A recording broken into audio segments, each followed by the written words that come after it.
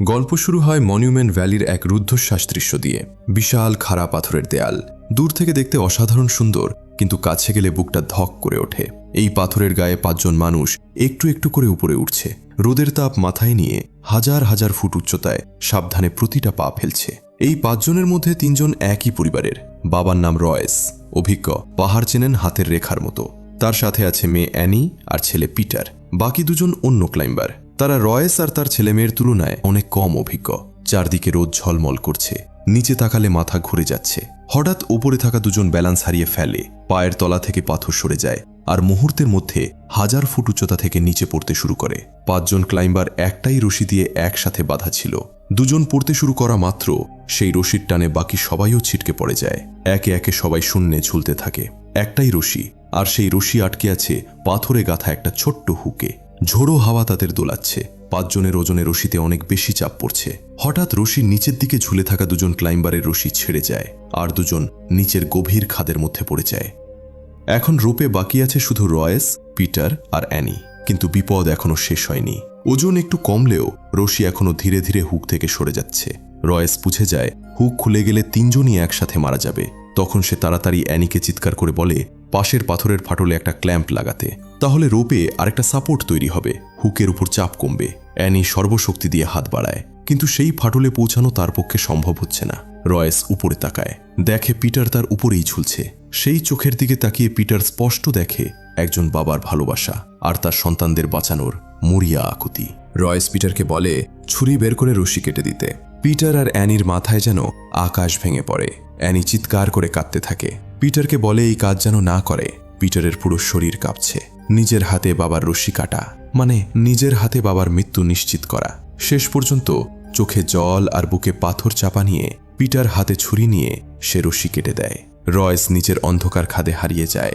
সেই ভয়ঙ্কর দুর্ঘটনার পর 3 বছর কেটে গেছে, কিন্তু পিটার সেই দিনের স্মৃতি কোনোদিন ভুলতে পারেনি।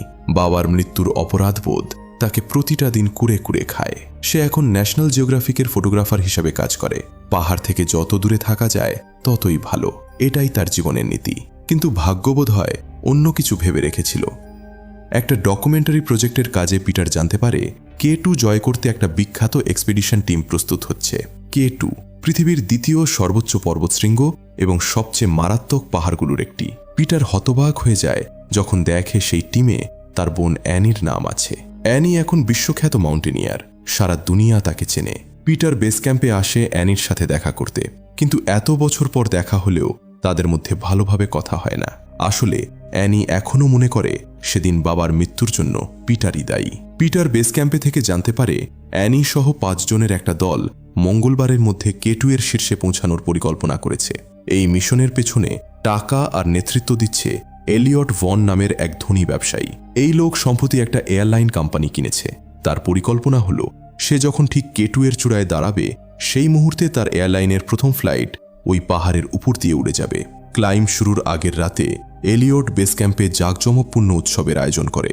সবাই আনন্দে মেতে আছে। ঠিক তখন একজন রহস্যময় মানুষ এসে হাজির হয়। তার নাম উইক। উইক এমন একজন অভিজ্ঞ ক্লাইম্বার যে আগেই K2 এর চূড়া ছুঁয়েছে। পাহাড়ের প্রতিটা বাঁক সে চেনে আর জানে এই পাহাড়ের আবহাওয়া কত দ্রুত বদলে যেতে পারে।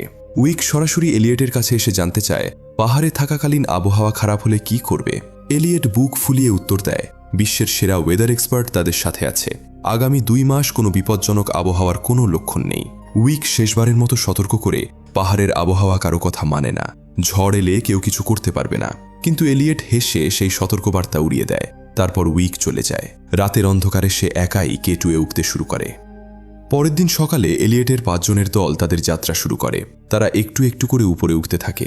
একসময় তারা প্রায় 26,000 ফুট উচ্চতায় পৌঁছায়, যেখানে শ্বাস নেওয়া কষ্টকর হয়ে পড়ে। ঠিক তখনই নিচে থেকে একটা জরুরি রেডিও মেসেজ আসে, একটা শক্তিশালী ঝড় দ্রুত গতিতে তাদের দিকে এগিয়ে আসছে। দলের লিডার টম একজন অত্যন্ত অভিজ্ঞ ক্লাইমার। বার্তা শুনেই সে বুঝে যায় এটা মারাত্মক বিপদের সংকেত। সে বলে এখনই ফিরে যেতে হবে, কিন্তু এলিয়ট রাজি হয় না। সে বলে পরের টার্গেট পয়েন্ট মাত্র 1 ঘন্টা দূরে, ঝড় হয়তো দিক বদলে অন্যদিকে চলে যাবে। টম আর অ্যানি দুজনেই জানে এই সিদ্ধান্ত কতটা প্রাণঘাতী হতে পারে, কিন্তু এলিয়টের প্রভাব আর অবিরাম চাপের কাছে তারা শেষমেশ এগিয়ে যেতে বাধ্য হয়। এদিকে বেস ক্যাম্পে পিটার পুরো ব্যাপারটা দেখে। তারা ঝড়ের সতর্কবার্তা পেয়েও এগিয়ে যাচ্ছে দেখে তার বুকের ভেতরটা মোচড় দিয়ে ওঠে। বাবাকে হারানোর সেই ভয়ঙ্কর স্মৃতি চোখের সামনে ভাসে। সে দ্রুত রেডিওতে টমকে ডেকে বলে দক্ষিণ থেকে বিশাল ঝড় আসছে, এখনই না ফিরলে কেউ বাঁচবে না। কিন্তু এলিয়েট আবারও তার মিষ্টি কথায় টমকে ভুলিয়ে রাখে। দূরবীন দিয়ে পিটার অসহায়ের মতো দেখে তার বোন অ্যানি বিপদের দিকে এগিয়ে যাচ্ছে। হঠাৎ ভয়ানক তুষার ঝড় পাহাড়টাকে গ্রাস করে ফেলে। ঘন তুষার জমাট, ঠান্ডা আর প্রচণ্ড বাতাস চারদিক থেকে ঘিরে ধরে। 5 জন ক্লাইম্বার ঝড়ের মধ্যে এগিয়ে যাওয়ার চেষ্টা করে। হঠাৎ অ্যানির পায়ের নিচের তুষারের একটা বড় অংশ ধসে পড়ে। সে দুটো বিশাল পাথরের গভীর ফাটলে পড়তে শুরু করে। সবাই একই রশিতে বাধা থাকায় অন্যদেরও টানতে শুরু করে। ঠিক শেষ মুহূর্তে রশি একটা পাথরে আটকে যায় এবং অ্যানি খানিকটা ঝুলে থাকে। কিন্তু তারপরই রশি ছিঁড়ে যায় এবং অ্যানি গভীর ফাটলের মধ্যে পড়ে যায়। সৌভাগ্যক্রমে সে বেঁচে যায়, কিন্তু এখন সে ওই বরফ ঢাকা গভীর ফাটলের মধ্যে আটকা। বাকি 4 জন ঝড়ের মধ্যে পাহাড়ের বিভিন্ন দিকে ছড়িয়ে পড়ে। আর তখনই উপর থেকে বিশাল তুষার ধস নেমে আসে। সেই তুষার ধস দলের আরও 2 জন মারা যায়। এখন সেই বরফের গভীর গহ্বরে বেঁচে আছে মাত্র 3 জন, অ্যানি, এলিয়েট আর টম। আর উপর থেকে সেই ফাটলের মুখ বিশাল তুষার আর বরফে ঢাকা পড়ে গেছে। মানে এই 3 জন এখন বরফের নিচে জীবন্ত আটকা পড়েছে। বেস ক্যাম্প থেকে বারবার রেডিওতে ডাকা হচ্ছে, কিন্তু ঘন বরফের কারণে কোনো সিগন্যাল পৌঁছাচ্ছে না। কিন্তু অ্যানি জানে মর্স কোড। পিটারও সেটা ভালোভাবে বোঝে। একটা ছোট্ট পাথর আর ধাতুর টুকরো দিয়ে অ্যানি ভেতর থেকে মর্স কোডে সিগন্যাল পাঠাতে শুরু করে। কোনোভাবে সেই সিগন্যাল নিচের ইকুইপমেন্ট ধরতে পারে। পিটার যখন জানতে পারে তার বোন বেঁচে আছে, একটু হাঁপ ছাড়ে, কিন্তু সময় দ্রুত ফুরিয়ে যাচ্ছে। বিশেষজ্ঞরা হিসাব করে বলে এই উচ্চতায় এত ঠান্ডায় তারা 36 ঘন্টার বেশি বাঁচতে পারবে না। অক্সিজেন শেষ হয়ে আসছে, ওষুধও সামান্যই বাকি। সবচেয়ে বড় সমস্যা বরফের নিচে তাদের সঠিক অবস্থান বের করা। আর যদিও বা বের করা যায়, এতটা তুষার সরানো প্রায় অসম্ভব। পিটার ঠিক করে নেয় সে নিজে পাহাড়ে উঠে তার বোনকে উদ্ধার করবে। এই মিশনের জন্য সে আর্মির কাছে নাইট্রোগ্লিসারিন এক্সপ্লোসিভ চায়। এই বিস্ফোরক অত্যন্ত বিপজ্জনক। ছোট্ট একটা ধাক্কা বা সরাসরি সূর্যের আলো লাগলেই বিস্ফোরণ ঘটতে পারে।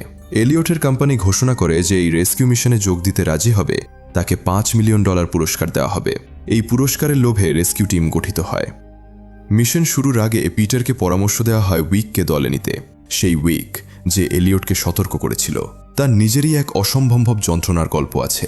4 বছর আগে K2 এর এক ভয়ঙ্কর ঝড়ে উইকের স্ত্রী নিখোঁজ হয়ে যায়। সে ছিল একজন মাউন্টেন গাইড। উইক তখন পাগলের মতো তার স্ত্রীকে খুঁজেছিল।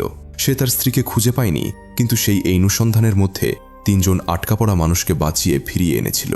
মিশনের মূল্য চুকিয়েছিল চড়া দামে। প্রচণ্ড ঠান্ডায় তার পায়ের কয়েকটা আঙুল ফ্রস্ট বাইটে নষ্ট হয়ে গিয়েছিল। এখনও সে মাঝে মাঝে এই বিপজ্জনক পাহাড়ে ঘুরে বেড়ায়, যদি কোথাও তার স্ত্রীর কোনো চিহ্ন পায়। পিটার হেলিকপ্টারে করে উইকের কাছে যায়। উইক প্রথমে রাজি হয় না।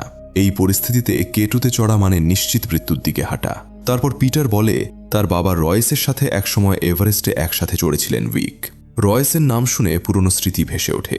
শেষ পর্যন্ত উইক রাজি হয়ে যায়। টিমের দায়িত্ব নেওয়ার পর উইক একটা কথা পরিষ্কার করে দেয়, এটা কোনো রেকর্ড ভাঙার মিশন না, এটা একটা রেস্কিউ মিশন।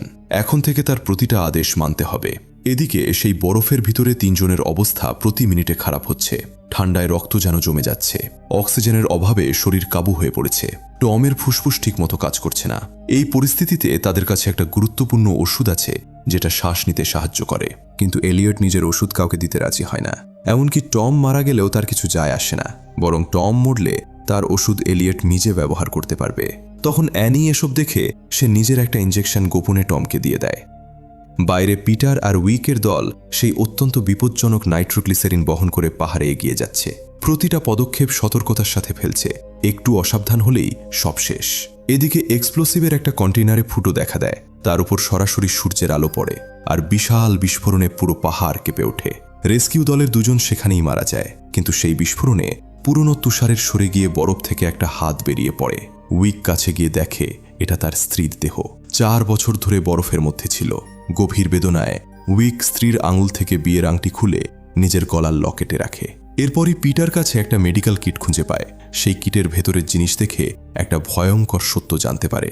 4 বছর আগে যে ঝড়ে উইকের স্ত্রী আটকা পড়েছিল, সেই সময় এলিয়েটও সেখানে ছিল। নিজেকে বাঁচাতে উইকের স্ত্রীর সব ডেক্সামেথাজোন ওষুধ চুরি করে সে চলে গিয়েছিল, যার কারণে উইকের স্ত্রী মারা গিয়েছিল। সত্যিটা উইক জানতে পেরে অনেক কষ্ট পায়। তার স্ত্রীর মৃত্যু ঝড়ে হয়নি, বরং এলিয়টের কারণে হয়েছে। তখন তার ভেতরে ভেতরে ক্রোধ আর প্রতিশোধের আগুন জ্বলে ওঠে। সে আরও দ্রুত গতিতে সেই দিকে এগিয়ে যায় যেখানে এলিয়েট আটকা আছে। এদিক রাত নেমে আসে। অ্যানির অবস্থা আরও খারাপ হয়। সে রেডিওতে পিটারের সাথে কথা বলে ক্লান্ত ভাঙা গলায় তাকে বলে ফিরে যেতে। তার জন্য পিটার যেন নিজের জীবন বিপদে না ফেলে। পিটার তাকে সাহস দেওয়ার চেষ্টা করে, কিন্তু নিজেও চোখের জল আটকাতে পারে না। সেই রাতে অ্যানি ঘুমিয়ে পড়লে এলিয়েট চুপি চুপি টমের কাছে যায়। তারপর একটা সিরিঞ্জে শুধু বাতাস ভরে টমকে ইনজেক্ট করে দেয়। রক্তের মধ্যে বাতাস ঢুকতেই টম শ্বাস নিতে পারে না আর মুহূর্তের মধ্যে মারা যায়। অ্যানি ঘুম থেকে উঠে টমের ঠান্ডা নিথর শরীর আর পাশে পড়ে থাকা খালি সিরিঞ্জ দেখে। সত্যটা বুঝতে বেশি সময় লাগে না। ঠিক তখনই ছাদ থেকে বরফের টুকরো পড়তে শুরু করে।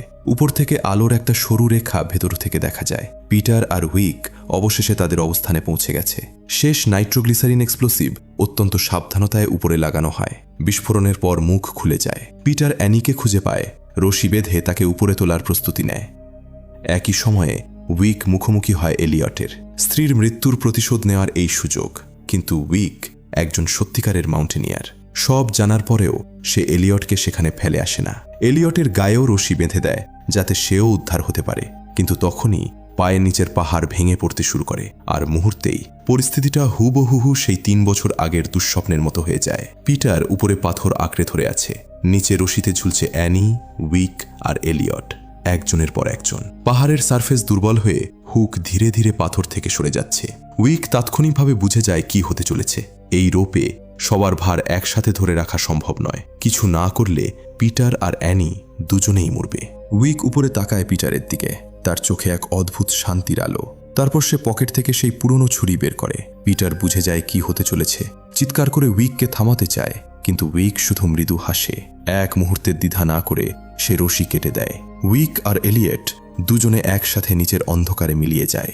এই একটা স্যাক্রিফাইসে উইক দুটো কাজ করে গেল: স্ত্রীর মৃত্যুর প্রতিশোধ আর পিটার ও অ্যানিকে দ্বিতীয় জীবন উপহার। পাহাড়ের উপর ভোরের আলো ফুঁকতে শুরু করে। পিটার আস্তে আস্তে অ্যানিকে নিরাপদে বেস ক্যাম্পে নিয়ে আসে। এবার অ্যানির চোখে আর রাগ নেই, অভিমান নেই। সেই পুরনো ক্ষত, সেই দীর্ঘ ক্লান্তিকর ভুল বোঝাবুঝি সব যেন একটু একটু শেষ হয়ে যায়। অ্যানি পিটারকে বলে বাবা আজ বেঁচে থাকলে পিটারকে দেখে গর্বে বুক ভরে যেত। গল্পের শেষে পিটার সবার স্মরণে একটা পাথরের স্মৃতিস্তম্ভ তৈরি করে, যারা এই ভয়ঙ্কর উদ্ধার অভিযানে নিজেদের জীবন বাজি রেখেছিল।